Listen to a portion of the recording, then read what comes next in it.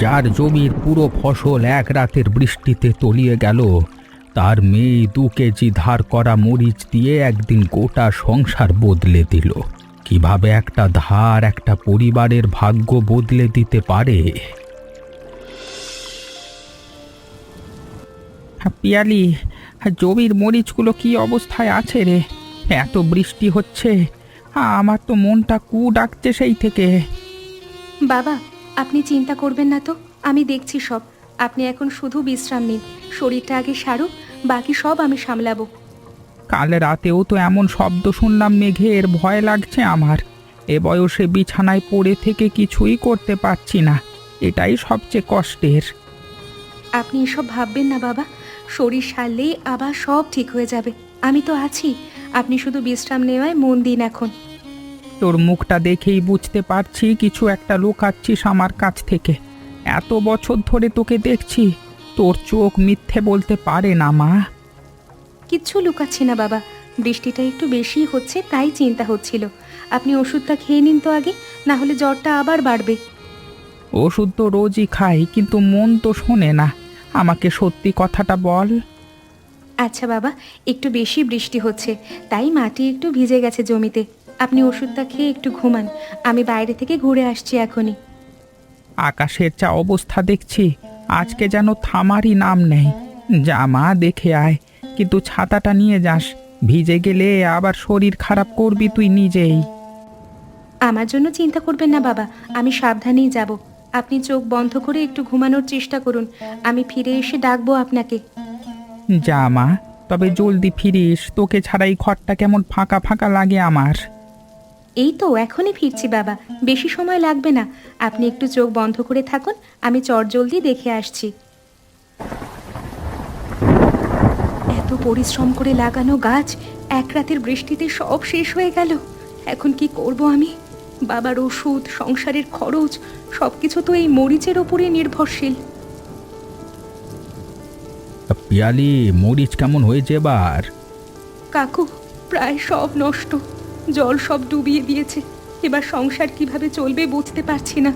বাবার ওষুধও তো ফুরিয়ে আসছে দুদিনের মধ্যে। এমন বৃষ্টি তো এই 10 বছরে দেখিনি রে মা। পুরো গাঁয়েরই একই অবস্থা, সবখানি ক্ষতি হয়েছে ভীষণ। তোদের জমিটা তো এমনিতেই নিচু, দেখি কিছু করতে পারি কি না। ধন্যবাদ কাকু, কিন্তু আপনাদেরও তো টানাটানির সংসার, নিজেরটাই কিভাবে সামলাবো বুঝছি না। আপনাদের ওপর বোঝা হতে চাই না আমি। বোঝা? কিসের কথা বলছিস তুই? বিপদে পড়লে পাশে দাঁড়ানোই তো প্রতিবেশীর কাজ। হঠাৎ অ্যাক্সিডেন্টে তোর বাবা এভাবে অসুস্থ হবে কে জানতো? আর তোর বাবা তো আমার ছোটবেলার বন্ধু। চলুন কাকু, বাবা একা বাড়িতে, ওনাকে দেখতে হবে আমার। আপনার সঙ্গে কথা বলে একটু ভরসা পেলাম, না হলে মনটা খুব ভেঙে পড়েছিল। তোর বাবাকে বলিস ওষুধের ব্যাপারে যদি কিছু লাগে আমাকে জানাতে দ্বিধা যেন না করে। বলবো কাকু, এই বিপদের সময় আপনার মতো মানুষ পাশে আছে বলেই এখনো সাহস করছি আমি। মাত্র 3 কেজি চাল আছে ঘরে, ডাল তো একদমই শেষ। এ দিয়ে সপ্তাহ চালাবো কি করে বুঝতে পারছি না কিচ্ছু আমি। না, বসে থাকলে তো সমাধান হবে না কিছুই। কিছু একটা পথ নিশ্চয়ই আছে, খুঁজে বের করতেই হবে আমাকে আজ। তনু, আমার পুরনো ব্যাংক অ্যাকাউন্টে হয়তো কিছু টাকা আছে, ওটা তুলে আয় তো। এই বিপদের সময় ওটাই তো একমাত্র ভরসা মনে হচ্ছে। সেখানে মাত্র 200 টাকা আছে। বাবা, আপনি বিশ্রাম নিন, আমি কিছু ব্যবস্থা করছি। ওই টাকা নিয়ে এখন চিন্তা করার দরকার নেই, আমি অন্য কোনো উপায় খুঁজে বের করব ঠিক। তুই একা মেয়ে, এত চাপ নিস না মা। আমার এই অসুস্থতাই তো সব সমস্যার মূলে। আমি সুস্থ থাকলে তো এত কষ্ট তোকে করতে হতো না কোনো দিন। এসব কথা বলবেন না বাবা, আপনি সুস্থ হয়ে উঠবেন এটাই এখন সবচেয়ে জরুরি। বাকি সব আমি সামলাবো, আপনি শুধু দোয়া করুন আমার জন্য, আর কিচ্ছু চাই না। তোর মায়ের মতোই জেদি হয়েছিস তুই। ঠিক আছে, যা তুই যা, যা ভালো বুঝিস কর, কিন্তু নিজের শরীরের দিকেও একটু খেয়াল রাখিস মা। না খেয়ে থাকিস না জানো।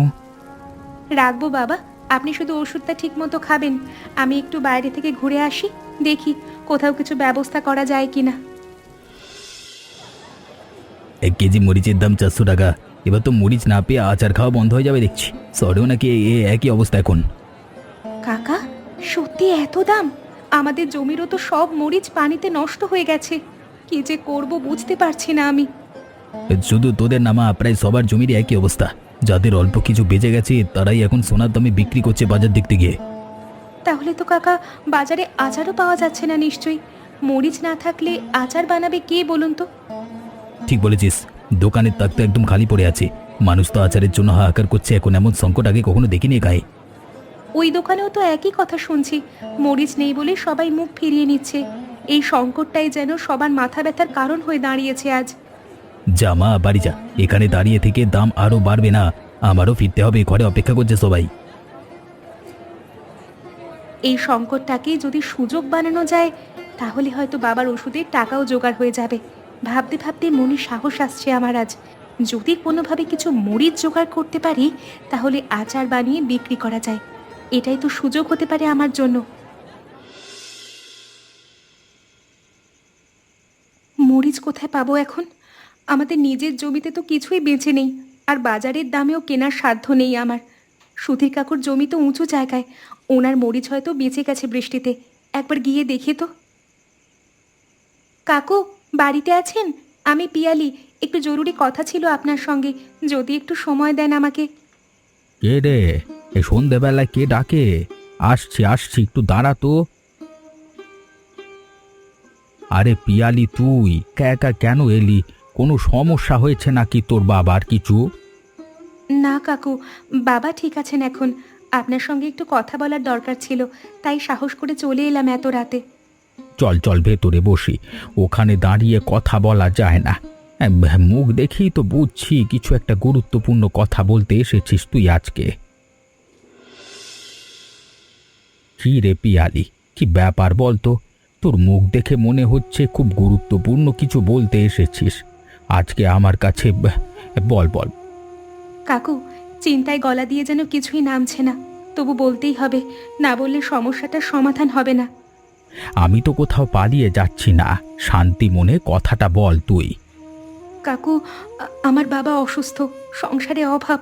আপনার বাড়ির মরিচ যদি 1 কেজি আমাকে ধার দেন, আমি আচার বানিয়ে বিক্রি করে টাকা ফিরিয়ে দেব আপনাকে, কথা দিচ্ছি। মরিচ চাইছিস তা ভালো কথা, কিন্তু এ বাজারে তো সবারই টানাটানি রে মা। তবু বল, কত কেজি লাগবে তোর এই আচারের জন্য? কাকু, 1 কেজিই যথেষ্ট হবে আমার জন্য, তার বেশি চাইবো না। আপনার কাছে এসেছি বলেই তো ভরসা পাচ্ছি, না হলে কোথায় যেতাম বলুন তো? তোর বাবার সঙ্গে আমার ছোটবেলার বন্ধুত্ব, ওই মুখ চেয়েও না বলতে পারি না তোকে। কিন্তু শুধু ধার নয়, তোকে একটু বেশি দিতে চাই আমি। বেশি কেন কাকু? আমি তো শুধু 1 কেজিই চেয়েছি, তার বেশি নেওয়া তো ঠিক হবে না আমার পক্ষে। তোর জন্য 1 কেজি নয়, 2 কেজি মরিচ নিয়ে যা নে। তোকে আমি ছোটবেলা থেকে চিনি, তুই ফিরিয়ে দিবি জানি, এতে কোনো সন্দেহ নেই আমার মনে। কাকু, আপনার এই উপকার আমি কোনো দিন ভুলবো না। এই মরিচ দিয়ে আমি নিশ্চয়ই কিছু একটা ব্যবস্থা করে ফেলবো। আপনি শুধু দেখুন, নিরাশ করব না। এই নে, এগুলো লাগবে তোর আচার বানাতে। শুধু মরিচ তো আচার হয় না। যা যা, বাড়ি গিয়ে শুরু কর, দেরি করিস নে, আমি জানি তুই পারবি এবার। আসছি কাকু, আপনার এই ঋণ শোধ করব খুব তাড়াতাড়ি। দেখবেন, এই মরিচেই আমাদের সংসারের মুখ ফিরবে একদিন। সাবধানে যাস তনু, রাস্তায় কাদা আছে অনেক জায়গায়। আর কিছু লাগলে সংকোচ না করে চলে আসিস আবার।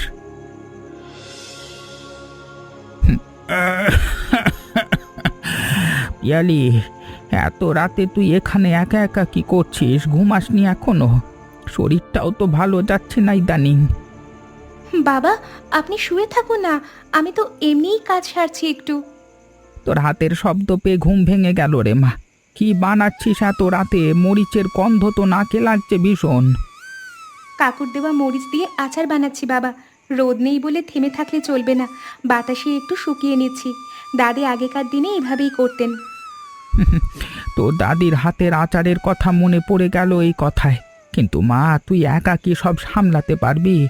আমি তো শরীর নিয়ে কিছু করতেও পারছি না তোকে সাহায্য করবার জন্য। সর্ষেটা সর্ষে বাটবার কাজটা অন্তত করতে পারলে হতো, অন্তত তোর কাজটা এগিয়ে যেত। আমি একাই পারবো বাবা। এই হাঁড়িটাও ভালো করে শুকিয়ে নিতে হবে, না হলে জল থেকে ছাতা পড়ে যাবে আচারে। এই ছোট ছোট খেয়ালগুলোই তো তুই আমার কাছ থেকে শিখিসনি। তোর মায়ের কাছে শিখেছিস। ও এমন করেই সব হিসেব রাখতো। উফ, কি ঝাঁঝ রে বাবা এই মরিচের। ঝাঁঝ দেখেই বুঝতে পারছি মরিচগুলো ভালো জাতের। এমন ঝাঁঝ থাকলে তবেই তো মানুষ আচার খেয়ে বলবে, বাহ, আসল স্বাদ পেয়েছি। অনেক রাত হয়ে গেছে বাবা, কিন্তু কাজ তো শেষ হয়নি এখনো। কাল সকালেই হাটে যেতে হবে, আজ রাতেই সব শেষ করতে হবে আমাকে। বাটা সর্ষে মেশা এবার। রংটাও তো দারুণ এসেছে দেখতে, লাল টুকটুকে হয়েছে একদম। দেখুন তো বাবা কেমন হয়েছে। বাহ, চেহারা দেখেই তো লোভ লাগছে আমার। তোর মায়ের হাতের রান্নার কথা মনে পড়িয়ে দিলি তুই আজকে। এই রংটা ঠিক তেমনই হতো। 4টে বোতল হয়ে গেল মোটামুটি। এই দিয়েই কাল শুরু করা যাক। যদি ভালো বিক্রি হয় তাহলে পরের বার আরও বেশি বানাবো আমি। কি রে পিয়ালি, আচার বানিয়েছিস নাকি? গন্ধেই তো লোভ লেগে যাচ্ছে আমার। একটু চাখতে দে তো আমাকে, সেই কখন থেকে গন্ধ পাচ্ছি। আসুন কাকিমা, এই তো সবে বানালাম কাল রাতে। আপনি সবার আগে চাখবেন, এটাই তো নিয়ম আমাদের গ্রামে। বাহ, রংটাই তো দেখে জিভে জল এসে যাচ্ছে আমার। তাড়াতাড়ি দে তো একটু, আর বেশি দেরি সহ্য হচ্ছে না আমার। নিন কাকিমা, একটু চেখে দেখুন। তবে বলে রাখছি, এতে মরিচের ঝাঁঝ একটু বেশি আছে, সাবধানে খাবেন। ওহো, কি ঝাঁঝ রে বাবা, আমার জিভ পুড়ে যাচ্ছে একদম। জল জল দে তো তনু, জিভটা যেন আগুন হয়ে গেছে। নিন নিন কাকিমা, জল খেয়ে নিন আগে। আমি তো আগেই বলেছিলাম ঝাঁঝ বেশি, আপনি তো পুরো চামচটাই মুখে দিলেন একেবারে। আর দে, আরেক চামচ দে তো। এই এই ঝাঁঝটাই তো আসল মজা লাগছে আমার কাছে। জিভ পুড়লেও স্বাদটা কিন্তু দারুণ হয়েছে রে। আপনি তো নিজের জিভ পোড়াচ্ছেন কাকিমা, তারপর আবার চাইছেন? এমন করলে তো পুরো বোতলই আপনার পেটে চলে যাবে দেখছি। না না, একবার শুরু করলে থামা যায় না এই আচার। এবার একটু কম ঝাঁঝের অংশটা দে তো দেখি, জিভটাকে একটু বিশ্রাম দি। এই নিন কাকিমা, এটাতে একটু কম ঝাঁঝ আছে। তোর এই আচারের লোভে পাগল হয়ে যাবে দেখবি লোকে। এমন স্বাদ আজকাল কোথাও পাওয়া যায় না। হাতে নিয়ে গেলে দেখবি সব শেষ হয়ে যাবে চোখের পলকে। আমার কথাটা মিলিয়ে নিস। কি এই বর্ষায় এত ভালো আছে তুই বানিয়েছিস পিয়ালি? আমাকে 5 বোতল দে তো। আমার পরিবারের সবাই খুব পছন্দ করবে, এটা নিশ্চিত। দাদা, আমার কাছে মাত্র 4টে বোতলই আছে এখন, আরও বানাতে সময় লাগবে। এই 4টাই নিয়ে যান আপাতত, পরে আরও বানিয়ে রাখবো আপনার জন্য। ঠিক আছে, 4টি দাও তাহলে। তবে আরও বানালে আমাকে আগে জানাবি। হ্যাঁ, এমন স্বাদের আচার হাতছাড়া করা যায় না একদম। ঠিক আছে দাদা, নিশ্চয়ই জানাবো আপনাকে সবার আগে। এত দ্রুত বিক্রি হবে ভাবিনি, মনটা আজ আনন্দে ভরে গেছে আমার। এভাবে যদি চলতে থাকে তাহলে সংসারের অভাব সত্যিই ঘুচে যাবে একদিন। এই টাকাটা রাখ, আর শোন, আমার দোকানের কর্মচারীদেরও একদিন খাওয়াতে হবে আচার, কথা দিলাম। তোর প্রথম বড় খদ্দের আমি হয়ে থাকবো। এই শহরের দোকানগুলো তো নাকি মরিচের আচার পাওয়া যাচ্ছে না। তুই তো গায়ের মরিচ দিয়ে বানিয়েছিস সেই জিনিস, এত তাড়াতাড়ি সব শেষ হয়ে গেল দেখে অবাক হচ্ছি আমি। কাকা, কাল আবার নিয়ে আসবো বেশি করে, আপনিও চেখে দেখবেন। আজ তো একদম প্রথম দিনই সব বিক্রি হয়ে গেল, বিশ্বাসই হচ্ছে না আমার। কালকে আমার জন্য একটা বোতল রাখিস অবশ্যই, না হলে কিন্তু ভোরে এসে লাইনে দাঁড়াবো আমি। তোর হাতের এই আচার খাওয়ার লোভ সামলাতে পারছি না রে মা। আচ্ছা কাকা, আপনার জন্য অবশ্যই রাখবো, চিন্তা করবেন না। এবার বাড়ি ফিরতে হবে, বাবা একা আছেন, উনি অপেক্ষা করছেন আমার জন্য।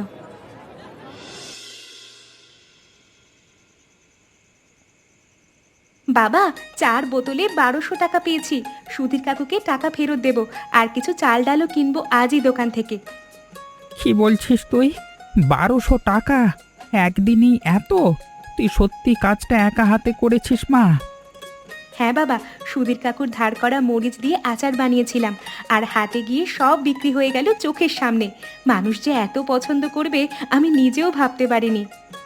তুই তো আমাকে কিছুই জানাসনি এসব করছিস বলে। এত বড় একটা কাজ একা হাতে সামলেছিস, আর আমি বিছানায় শুয়ে শুধুই চিন্তা করে গেলাম। আপনাকে বললে তো চিন্তা আরো বাড়তো বাবা, তাই বলিনি। এখন তো সব ঠিক হয়ে গেছে, আর চিন্তার কিছু নেই।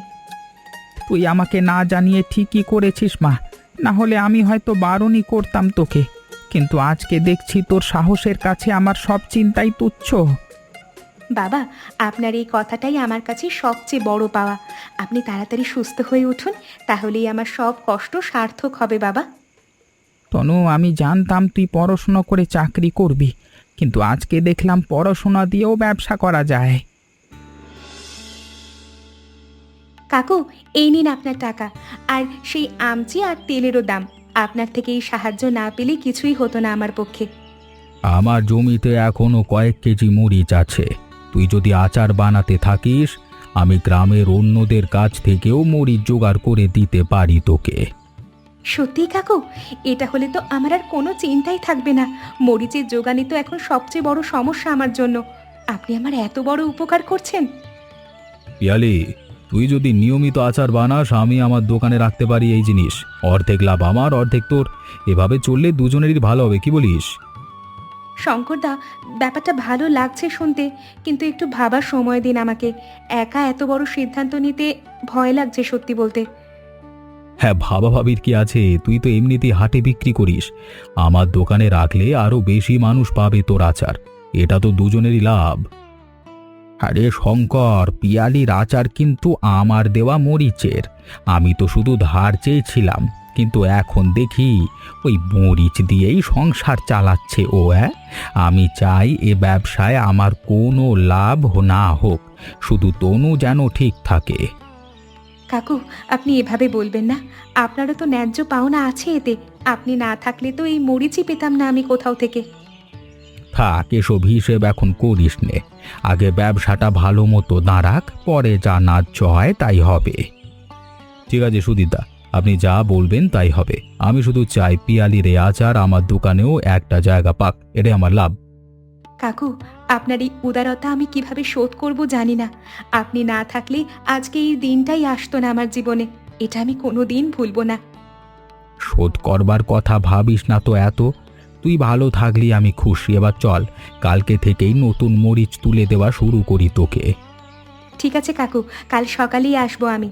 এভাবেই যদি আমরা সবাই একসঙ্গে কাজ করি, তাহলে এই ব্যবসা অনেক দূর যাবে। সুধীর কাকু শুধু মরিচ জোগাড়ই করেননি, বাবার অসুস্থতার সময় বাড়ির নানা কাজেও সাহায্য করেছেন। কখনো একটা টাকাও নেননি। এই ব্যবসা তো একা আমার না, কাকুরও সমান অংশীদারি প্রাপ্য এতে। শঙ্করদা, আপনাকে 20 ভাগ কমিশন দেব প্রতিটা বিক্রিতে। বাকিটা আমি আর সুধীর কাকু ভাগ করে নেব। এটাই আমার সিদ্ধান্ত। আশা করি আপনার কোনো আপত্তি থাকবে না। ঠিক আছে পিয়ালি, তোর এই সিদ্ধান্তে আমার কোনো আপত্তি নেই। তুই যা ঠিক মনে করিস তাই কর।